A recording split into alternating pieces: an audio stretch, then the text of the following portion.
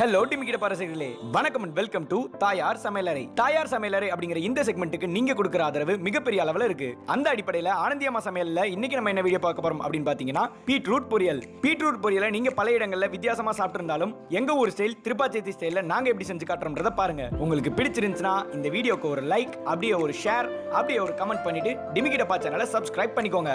உடனே வீடியோக்களை பெறுவதற்கு பக்கத்தில் இருக்கிற பெல் ஐக்கானையும் அழுத்தி வச்சுக்கோங்க. நன்றி. Let's watch the show. தாயார் சமையலில் இன்றைக்கி நம்ம பீட்ரூட் பொரியலை பற்றி பார்க்க போகிறோம். பீட்ரூட் வந்து இப்போ வாங்கையில் எப்படி வாங்கணும்னா, இப்படி பார்த்தா அப்படி ரத்த மாதிரி இருக்கணும்.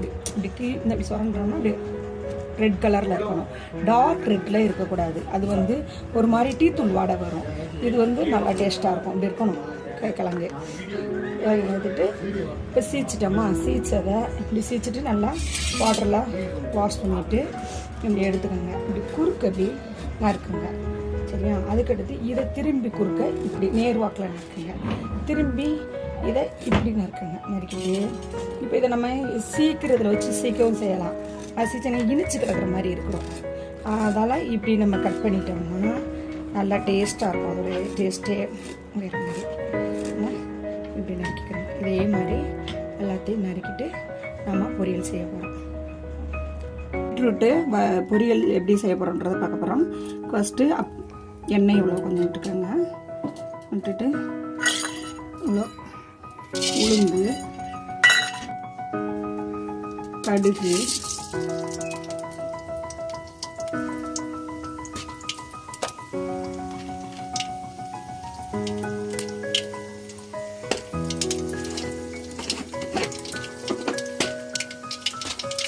கடலைப்பருப்பு. நல்ல கடலைப்பருப்பு பார்த்திங்கன்னா நல்லா வாசமாக இருக்கும். அது ஒரு கிரிப்னஸ் கிடைக்கும். அந்த பீட்ரூட் கடிக்கும்போது இது வந்து கொஞ்சம் முறுக்குன்னு சவுண்ட் இருக்குமா, அது நல்லா டேஸ்ட்டாக இருக்கும்.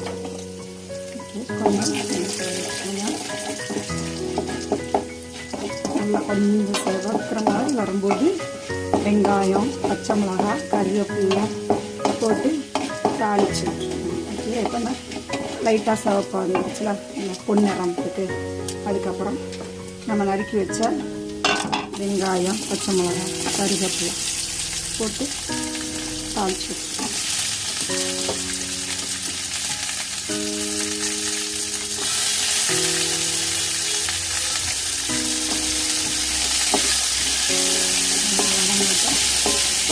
வதங்கவும் நறுக்கி வச்சுங்கன்னா இந்த பீட்ரூட்டை அதில் போட்டு கொஞ்சம் நல்லா வேக வச்சுருவோம்.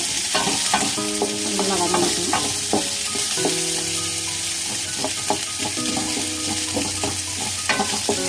வெங்காயம் கொஞ்சம் அப்படி லைட்டாக வரணும்.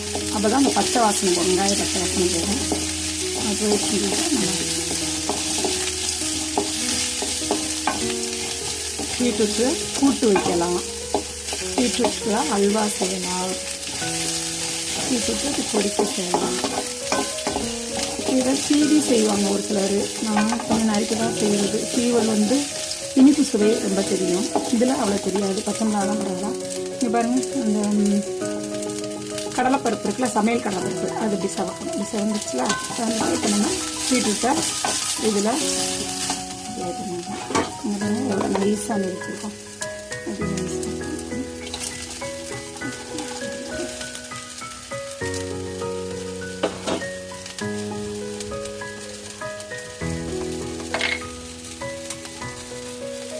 தேவையான உப்பு.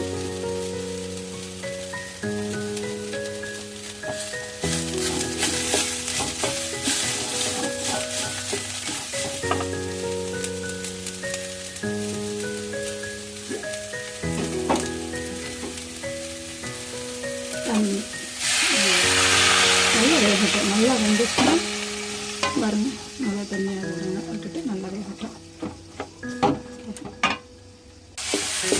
பாருங்க, இப்போ நல்லா வதங்கிடுச்சு. கலர் பார்த்தீங்கன்னா அழகாக இருக்குங்க. நல்லா அப்படி சுருள அந்த ஈரச்சத்துலாம் நல்லா வதங்கணும். வதங்கிடுச்சுன்னா அதோட டேஸ்ட்டே தனி. குழந்தைங்களுக்கு ரொம்ப பிடிக்கும்.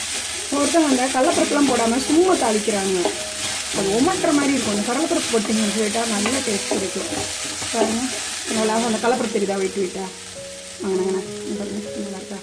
அதான் நல்லா இதை தேங்காய் அவங்கவுங்க தேவைக்கு நல்லா தேங்காய் படப்பட டேஸ்ட்டாக இருக்கும்.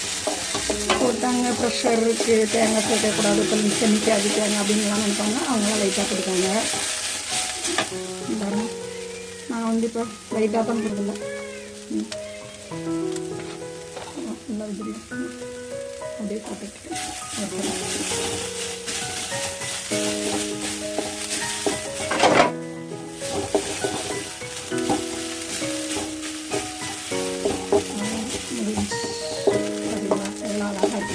ஒயிட் ரெட் எல்லோன்னு கலர்ஃபுல்லாக இருக்கா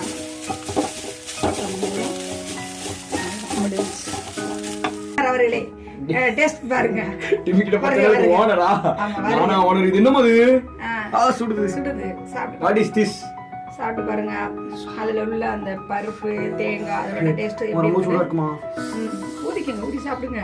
அதான் சுட சுட சாப்பிட சொல்றாங்க. இதான் சுட சுட சாப்பிடுறது போல. இது பேர் வந்து பீட்ரூட் தானே? ஓகே, பீட்ரூட் பொரியல். இதே செக்மெண்ட்ல நம்ம முன்னாடி என்ன காமிச்சோம்? கேரட் பொரியல் காமிச்சோம்ல. சோ கேரட் கொடுத்து வழியை காட்டும் காய் எது உங்களுக்கு தெரியுமா? தெரியலையா? அதெல்லாம் பீட்ரூட். அதுல ரூட் இருக்குல்ல. காமெடி சொல்லி டேஸ்ட் எடுத்துருங்க. சிரிப்பு வரல. கேமராமேன் 2 பேரும் காமெடி பண்றாங்க. எப்படி இருக்கு டேஸ்ட்? ரொம்ப அருமையா இருக்கு. சோ இது எப்படி சொல்லணும் அப்படின்னு பாத்தீங்கன்னா, அதுல அந்த கடலைப்பருப்பு, வெங்காயம், அந்த பீட்ரூட் இதோட எல்லாமே சேர்ந்து ஒரு தேங்காய் இனிப்பு கலந்த ஒரு மாதிரி அந்த காயோட சுவை எப்படி இருக்குன்னு என்னால சொல்ல தெரியல. ஏன்னா டேஸ்ட்ங்கிறது சொல்லத்தான் முடியும். அதை நீங்க சாப்பிட்டு பாத்தீங்கன்னா தான் சூப்பரா இருக்கா இல்லையா அப்படின்றத நீங்க கமெண்ட்ல சொல்லுங்க. எப்படின்னு வேற லெவல்ல இருந்துச்சா, நல்லா இருந்துச்சா, நல்லா இல்லையா அப்படிங்கறத பத்தி. ஸோ உண்மையிலே ஆனந்தி அம்மா கைக்கு தங்க விலையில எடுத்து போட்டுறலாம்னு நினைக்கிறேன். என்னமா எடுத்து போட்டுடலாமா? வளர்ந்துக்கிறோம்.